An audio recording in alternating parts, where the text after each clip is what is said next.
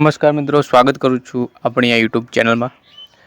તો જે જ્ઞાન સાધના રજિસ્ટ્રેશન છે તે શરૂ થઈ ગયું છે. તે મેં તમને ગયા વિડીયોમાં તમને જણાવ્યું હતું. તો તે રજિસ્ટ્રેશન કેવી રીતે કરવું તે વિશે આજને આપણે માહિતી આપવાની છે. અને આ વિડીયોમાં તમને સંપૂર્ણ માહિતી આપવાની છે એ પ્રકારની કે જ્ઞાન સાધના રજિસ્ટ્રેશન કેવી રીતે કરવું અને તમારે કયા કયા ડોક્યુમેન્ટો અપલોડ કરવાના છે તે બધી સ્ટેપ બાય સ્ટેપ તમને બધી જ માહિતી આપવાની છે. તો જો તમે ચેનલમાં નવા આવ્યા હોય તો ચેનલને સબસ્ક્રાઈબ કરી દેજો મિત્રો, અને આ વિડીયોને એક લાઇક પણ કરી દેજો. તો મેં ગઈકાલે જે વિડીયો અપલોડ કર્યો હતો તેમાં તમને બે મેરિટ લિસ્ટ વિશે જાણકારી આપી હતી, કઈ વેબસાઇટ હતી તે પણ જાણકારી આપી હતી. તો ફરીથી આજે હું ફરીથી એ જ માહિતી આપવાનું છું અને ત્યાર પછી તમને રજિસ્ટ્રેશન વિશે સંપૂર્ણ માહિતી આપવાનું છું. ખાસ વાત મિત્રો, તમે વિડીયો છે બિલકુલ સ્કીપ ના કરતા.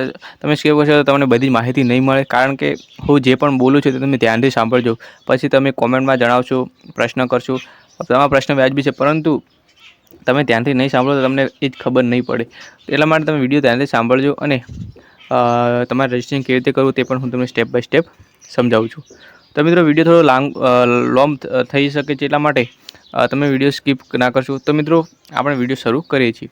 તો મિત્રો, સૌપ્રથમ વાત કરું કે આ રજિસ્ટ્રેશન છે કોના માટે છે. તો જેમનો મેરિટ યાદીમાં સમાવેશ થશે, એટલે કે મેરિટ યાદી શું મિત્રો, કે જે કામચલાઉ મેરિટ યાદીમાં એક હતું પરિપત્ર આવ્યો હતો ગઈકાલે જ, આજે મેં મૂક્યો છે પેલા ગ્રુપમાં. તો એમાં જ એમ લખેલું હતું કામચલાઉ મેરિટ યાદી જાહેર કરી દેવામાં આવી છે 12/7/2024ના રોજ. તો હવે મિત્રો, કામચલાઉ મેરિટ યાદી જ્યારે પણ આવશે એની પીડીએફ છે, હજુ સુધી વેબસાઇટમાં અપડેટ થઈ નથી. એ પીડીએફ છે જ્યારે પણ આવશે હું તમને વોટ્સએપ ગ્રુપમાં મૂકીશ. ખાસ વાત મિત્રો, કે એ વેબસાઇટ છે, વેબસાઇટમાં હજુ અપડેટ થઈ નથી. વેબસાઇટમાં લગભગ અપડેટ થઈ જશે આજ સાંજ સુધીમાં.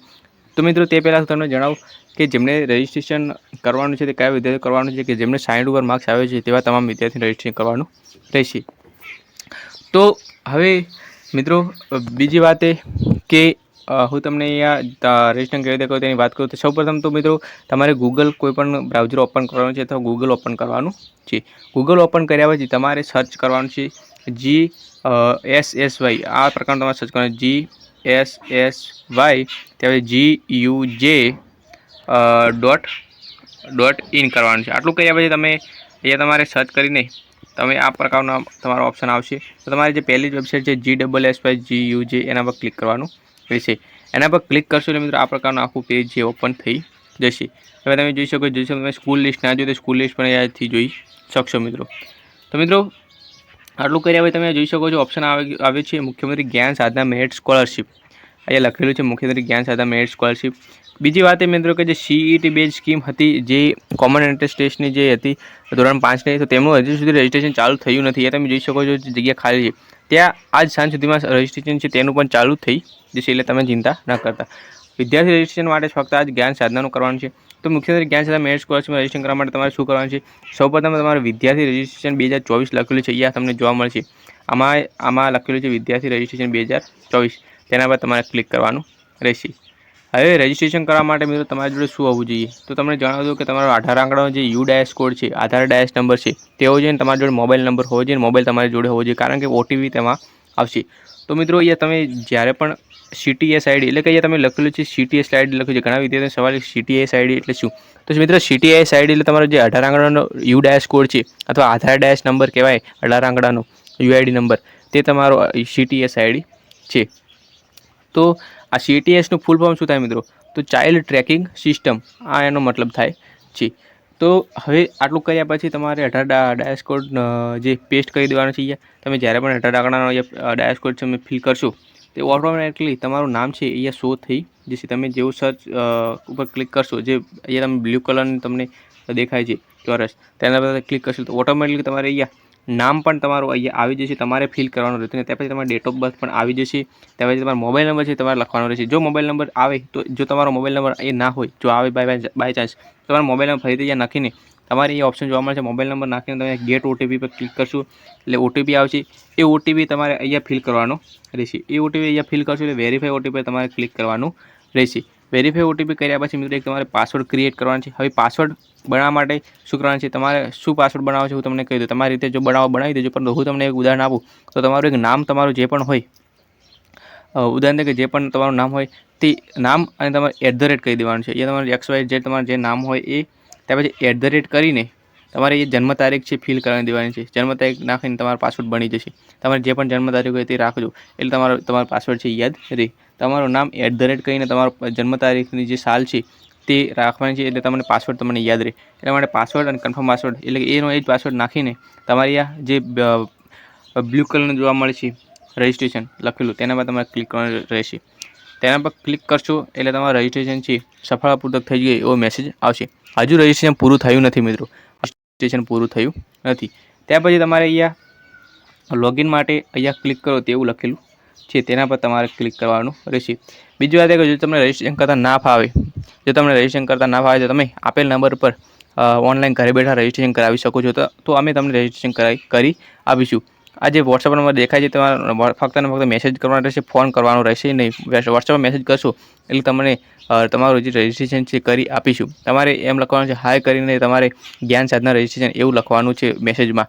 તો મેસેજ કરીને કરશો એટલે તમને ઓનલાઈન ઘરે બેઠા તમને રજિસ્ટ્રેશન કરી આપીશું. ત્યાર પછી તમારે અહીંયા લોગિન માટે અહીંયા ક્લિક કરો, તેના પર તમારે ક્લિક કરવાનું રહેશે, એટલે તમારે લોગિન ઓપ્શન ખુલીને આપણે અહીંયા યુઆઈડી નંબર અને પાસવર્ડ નાખીને લોગિન કરીએ છીએ. તો લોગિન કરવા માટે તમારે લોગિન ઓપ્શન પર ક્લિક કરવાનું રહેશે. લોગિન ઓપ્શન પર ક્લિક કરશો એટલે તમે જોઈ શકો આ પ્રકારનું આખું ફોર્મ ખુલીને આવી જશે. પહેલાં તમે જે કર્યું તે ફક્ત તમારો રજિસ્ટ્રેશન આઈડી પાસવર્ડ મેળવવા માટે, એટલે કે આધાર ડાયસ નંબર અને પાસવર્ડ તમે બનાવ્યો તેનાથી તમે લોગિન કરી શકો તે માટે રજિસ્ટ્રેશન પહેલાં થયું. તમારું જે નવું રજિસ્ટ્રેશન તે થયું. હવે તમારે આખું લોગિન કરીને તમારું નવું ફોર્મ જે ફિલ કરવાનું રહેશે. તેમાં તમારે કંઈ જ નથી કરવાનું. અહીંયા તમે જોઈ શકો છો તમારો ડેશબોર્ડ પણ લખેલો આવી ગયો છે. પછી વિદ્યાર્થીનું નામ છે, ત્યાર પછી વિદ્યાર્થીનું જેન્ડર છે મેલ ફિમેલ, ત્યાર પછી અહીંયા મોબાઈલ નંબર લખેલો છે, ત્યાર પછી તમારી કેટેગરી કઈ છે તે, અને અહીંયા તમે જોઈ શકો છો જો તમારી ઓબીસી એસસી આમાંથી ના હોય, ધારો કે તમારી ઓબીસી કેટેગરી ઓલરેડી તમારે અહીંયા છે, પરંતુ તમારે જે એસટી કેટેગરી હોય તમે એસટી કરશો, એસસી હોય તો એસસી કરી શકશો, જનરલ તો જનરલ પણ કરી શકશો. ત્યાર પછી તમારે મિત્રો અહીંયા બધું ચેક કરીને તમારો જિલ્લો, તમારો જે વિદ્યાર્થીનો એ લખેલું છે વિદ્યાર્થીનો વતનનો જિલ્લો કયો, તો અહીંયા તમારે વતનના જિલ્લામાં તમારો જે જિલ્લો છે તે તમારે લખવાનો છે, એટલે કે તમારે સિલેક્ટ કરવાનું છે. અહીંયા તમારે ધારો કે અમદાવાદ જિલ્લો તો અમદાવાદ કરી દેવાનું છે. ત્યાર પછી મિત્રો તમારો તાલુકો, જિલ્લાનો તમારો તાલુકો કયો છે, અહીંયા તમારે જે વિદ્યાર્થીનો તાલુકો લખેલો છે તે તમે જિલ્લો સિલેક્ટ કરશો, આપોઆપ તમારા તાલુકાની લિસ્ટ જોવા મળશે. ત્યાર પછી તમે જે જ્ઞાન સાધનામાં માર્ક્સ મેળવ્યા છે એ સ્ટુડન્ટ માર્ક્સ લખેલો છે, ત્યાં તમારા માર્ક્સ આપોઆપ મિત્રો શો થઈ જશે, તમારે ટાઈપ કરવાના રહેતા નથી. ત્યાર પછી મિત્રો એક બીજો ઓપ્શન આવે છે વિદ્યાર્થીની વિગત. હવે આમાં એમ લખેલું છે કે આપે સળંગ ધોરણ 1 થી 8માં કયા પ્રકારની શાળામાં અભ્યાસ પૂર્ણ કરે છે. મિત્રો જો તમે સરકારીમાં અભ્યાસ કર્યો હોય, જો તમે સરકારી, ખાસ વાત મિત્રો એક વાત કહું કે જો તમે પ્રાઇવેટ શાળામાં અભ્યાસ કર્યો 1 થી 8 અને જો તે આરટી હેઠળ નથી તો તમને સ્કોલરશીપ મળવાપાત્ર થતી નથી. મેં ફોર્મ જ્યારે પણ જ્ઞાન સાધન ચાલુ થયું હતું, જ્યારે પરીક્ષા નહોતી ફોર્મ ભરવાનું ચાલુ થયા ત્યારે પણ મેં તમને જણાવ્યું હતું કે જો તમે 1 થી 8માં પ્રાઇવેટ શાળામાં અભ્યાસ કર્યો હોય તો તમને સ્કોલરશીપ મળવાપાત્ર થતી નથી, તમે લાયક ગણાતા નથી. જો તમે 1 થી 8 પ્રાઇવેટ શાળામાં અભ્યાસ કર્યો છે પરંતુ તમે આરટી હેઠળ, અહીંયા તમે જોઈ શકો છો તમે સરકારીમાં અભ્યાસ કરો સરકારી, પણ તમે જોઈ શકો ધોરણ 1 થી 8માં સળંગ આરટી હેઠળ, જે પ્રાઇવેટ હોય પણ આરટી હેઠળ તમે 1 થી 8માં એડમિશન તમારું હોય તો તમે આ સ્કોલરશીપ માટે ઇલિજિબલ થાવ છો, એટલે કે તમે આ રજિસ્ટ્રેશન કરી શકશો. અહીંયા તમે જોઈ શકો છો કે આપણે સરકારી કરીએ તો તમારું ડાયરેક્ટ થઈ જશે. ધારો કે આપણે એમ કરીએ કે ઉપરના પૈકી એક પણ નહીં, તો કેવું લખેલું આવે તમે જોઈ શકો છો કે આપણે સળંગ ધોરણ 1 થી 8માં સરકારી ગ્રાન્ટેડ આરટી એટલે ધોરણ 1 થી 8 સુધી અભ્યાસ કરેલ નથી, જેથી ઠરાવ મુજબ આપણે યોજનાનો લાભ મળી શકશે નહીં, જે બાબતે આપ સંમત છો. એટલે કે તમે 1 થી 8 તમે સળંગ પ્રાઇવેટ શાળામાં અભ્યાસ કરેલ છે, અથવા તો તમે 1 થી 8 આરટી હેઠળ પ્રાઇવેટ શાળામાં અભ્યાસ કરેલ નથી તો તમને સ્કોલરશીપ મળવા થતા નથી. પરંતુ જો સરકારી હોય, સરકારીમાં એવું કંઈ નથી, તમે સરકારીમાં અભ્યાસ કર્યો હોય, અહીંયા તમે જોઈ શકો છો તમે સરકારી કરેલું હોય તો તમારે ફોર્મ ભરાશે. ત્યાર પછી તમારે જો ગ્રાન્ટેડ શાળા હોય, તમારે એવું હોય તો તમે આચાર્યને પૂછી લેજો કે આપણી શાળા સરકારી છે, ગ્રાન્ટેડ છે કે કેવી રીતે છે. તમારે જો સરકારી હોય તો સરકારી, અને જો ગ્રાન્ટેડ હોય તો ગ્રાન્ટેડ, અથવા સરકારી ગ્રાન્ટેડ બંને હોય, અસરકારી હોય અથવા કે સરકારી છે ગ્રાન્ટેડ પણ છે, બંને છે, તો તમારે સરકારી તો ગ્રાન્ટેડ એના પર ક્લિક કરવાનું રહેશે. ત્યાર પછી મિત્રો અહીંયા લખેલું છે કે આપણે ધોરણ 9માં ઠરાવની જોગવાઈ મુજબ સરકારી ગ્રાન્ટેડ એમ્પાયર શાળામાં પ્રવેશ લીધેલ છે. એટલે કે તમે જે શાળામાં અભ્યાસ કરેલો છે, તમે હાલમાં જો ધોરણ 9ની શાળામાં તમે જે અભ્યાસ કરો છો, એટલે કે મેં તમને સ્કૂલ લિસ્ટ બતાવ્યું હતું, જે તમે સ્કૂલ લિસ્ટ જોયું ને તે સ્કૂલ લિસ્ટમાં મેં તમને વિડીયોમાં જણાવ્યું હતું કે સ્કૂલ લિસ્ટમાં તમારે જો શાળાનું નામ છે તે શાળામાં તમે એડમિશન લીધું હોય તો તમારે અહીંયા યસ ઓટોમેટિક સિલેક્ટ કરવાનું છે. જો તમે નો કરશો તો તમારું ફોર્મ ભરાશે નહીં. આગળ પહેલાં જે બતાવ્યું એ જ પ્રકારનું શો થશે. તમે યસ કરશો તો તમારું આગળ જે ફિલ થશે. તમે જે સરકારી શાળામાં અભ્યાસ કર્યો તો તમારે યસ બધા તમારે યસ જ કરવાનું રહેશે. ત્યાર પછી મિત્રો શાળાની વિગત. હવે મિત્રો ખાસ વાત આ નવું આવી છે. ગયા વર્ષે એવું હતું કે તમારે ફક્ત 1 થી 8ની શાળાનો જે ડાયસ કોડ છે તે જ ફિલ કરવાનો છે. હાલ પૂરતું આમાં એવું આવ્યું છે કે ધોરણ 9ની શાળાને ફક્ત એડ કરવાની છે. ગયા વર્ષે પહેલાં તો રજિસ્ટ્રેશન કરવાનું હતું, ત્યાર પછી એક બીજી પ્રોસેસ હતી, તેમાં શાળા એડ ને બેંક પાસબુક એડ કરવાની હતી. પરંતુ આમાં ડાયરેક્ટલી રજિસ્ટ્રેશન વખતે જ ધોરણ 9માં જે પ્રવેશ લીધેલો તે શાળાની માહિતી અહીંયા વિગતો માગી છે. તો તમારે એ શાળાનો યુ ડાયસ કોડ છે ત્યાં અહીંયા ફિલ કરવાનો રહેશે. તમે જેવો અહીંયા શાળાનો ડાયસ કોડ તમે ફિલ કરશો, અહીંયા જે લખેલું છે શાળાનો યુ ડાયસ કોડ એ તમે જોવા મળે છે, તે તમે અહીંયા ફિલ કરશો તો તમે ડાયરેક્ટલી તમે કઈ પણ જગ્યાએ ટચ કરશો તો તમે ડાયરેક્ટલી શાળાનો પ્રકાર, શાળાનું નામ, શાળાનો જિલ્લો, તાલુકાનું નામ અને શાળાનું એડ્રેસ છે તે આપમેળે જે છે અહીંયા લખીને આવી જશે. તમારે કંઈ જ કરવાની જરૂર નથી. એ તમે જેવો શાળાનો ડાયસ કોડ છે, તમે જે શાળાનો ડાયસ કોડ છે, સ્ટુડન્ટ નહીં, શાળાનો ડાયસ કોડ છે તે ટૂંકો આવે છે, સ્ટુડન્ટનો છે તે 18 આંકડા આવે છે. શાળાનો ડાયસ કોડ છે લગભગ 8 કે 9 આંકડાનો લગભગ એવો આવતો હોય છે. તો એ શાળાનો યુ ડાયસ કોડ છે અહીંયા તમારે ફિલ કરીને તમારે પેસ્ટ કરી દેવાનો છે અથવા તમારે અહીંયા એન્ટર કરી દેવાનો છે. શાળાનો ડાયસ કોડ તમારે શાળામાંથી મળી જશે. આચાર્ય અહીંયા કોઈ પણ શિક્ષકો ત્યાં માંગી લેવાનો, તમારા શાળાનો ડાયસ કોડ મળી જશે. ત્યાર પછી મિત્રો આગળ વાત કરીએ શાળાનો પ્રકાર.